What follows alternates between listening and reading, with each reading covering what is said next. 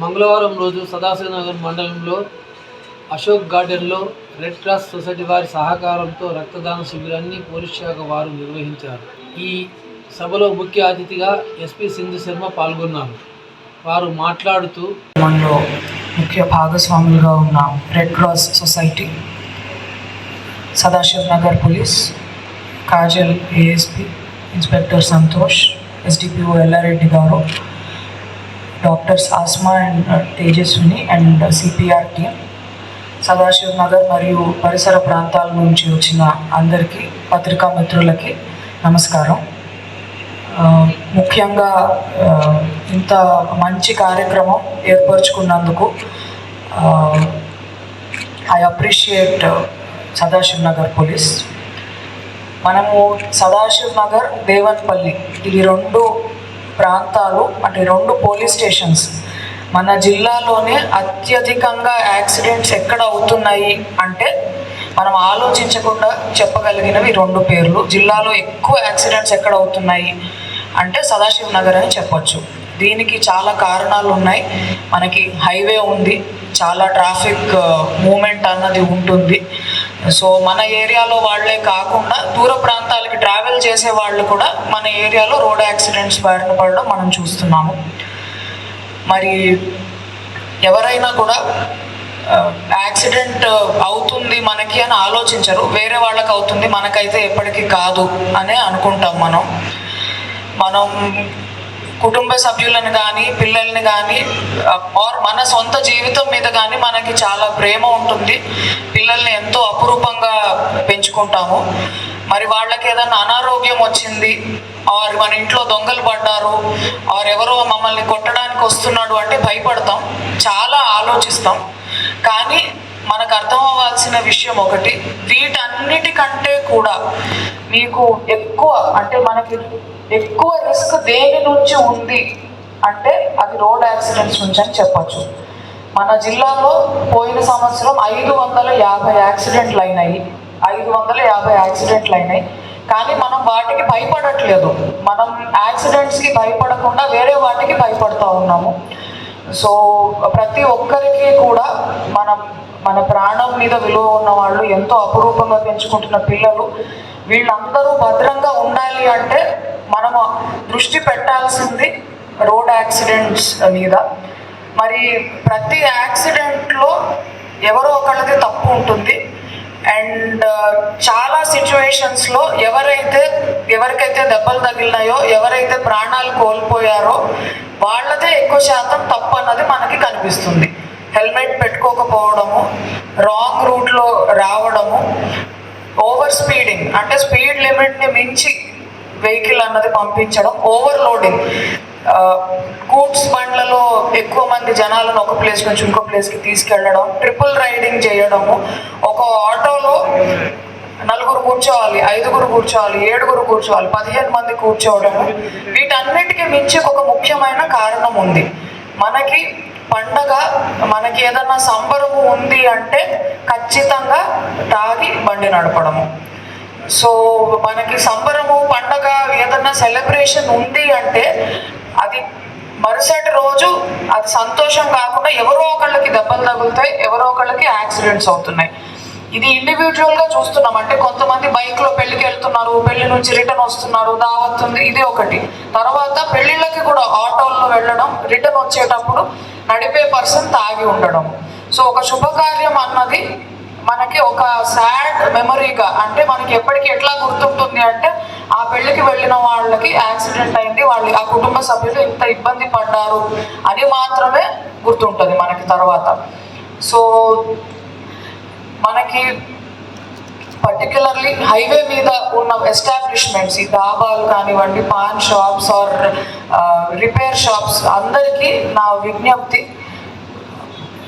మీరు చొరవ తీసుకుని ఎవరికన్నా సహాయం చేస్తే వాళ్ళు మిమ్మల్ని, మీ కుటుంబ సభ్యుల్ని జీవితాంతం గుర్తుపెట్టుకుంటారు. అండ్ మీకు చాలా మందికి ఒక అపోహ అన్నది ఉంటుంది, మేము కనుక ఫస్ట్ అక్కడికి వెళ్తే సీన్కి వెళ్ళి వాళ్ళని పట్టుకొని వాళ్ళకి సహాయం చేస్తే కేసులో ఇరుక్కుంటాము అని.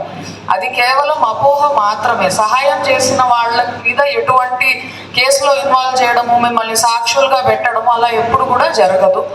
సో మనం ఎవరన్నా ప్రాణాలు కాపాడుతున్నాము అంటే వారి కుటుంబ సభ్యుల ఆశీస్సులు మీకు ఎప్పటికీ ఉంటాయి.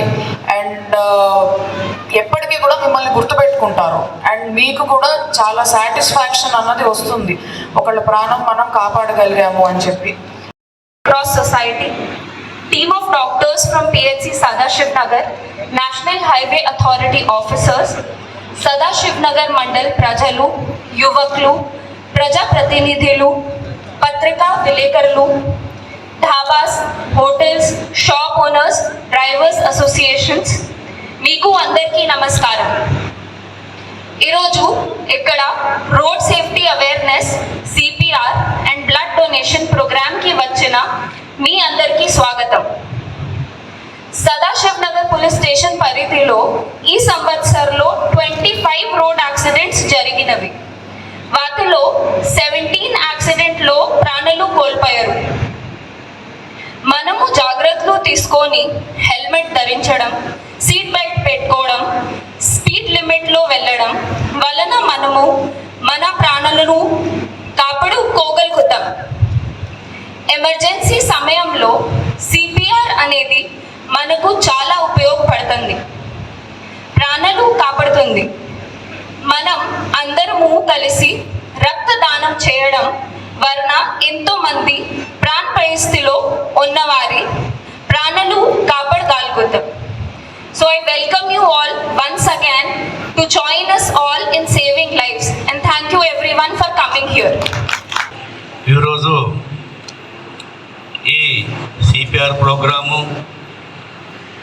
రోడ్డు భద్రతలో భాగంగా రక్తదాన శిబిరం కూడా ఏర్పాటు చేయడం అనేది అభినందనీయము.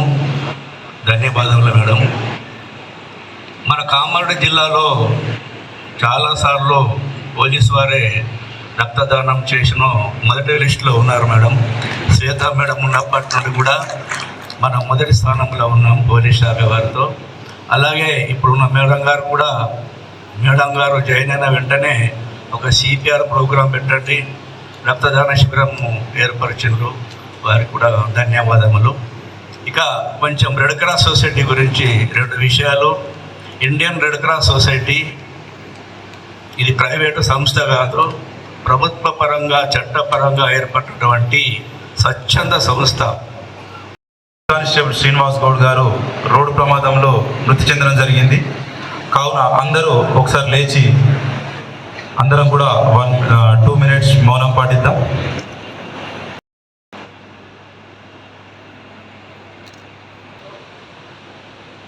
స్టార్ట్ చేస్తాం.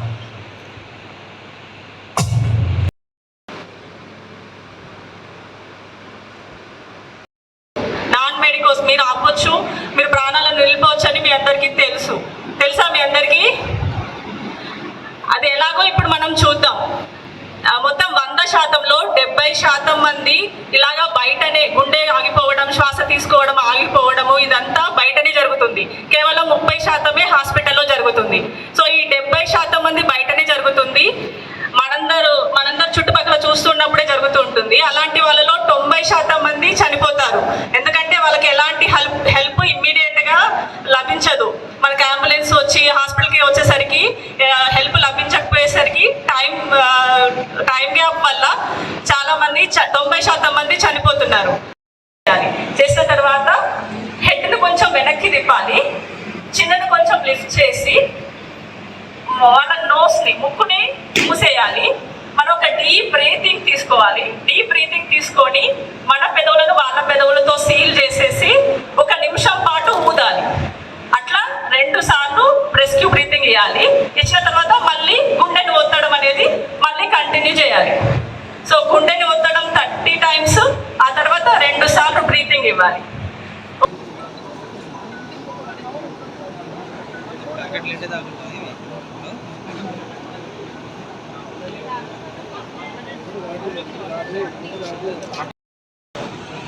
మన తీసి పెట్టబ్బా.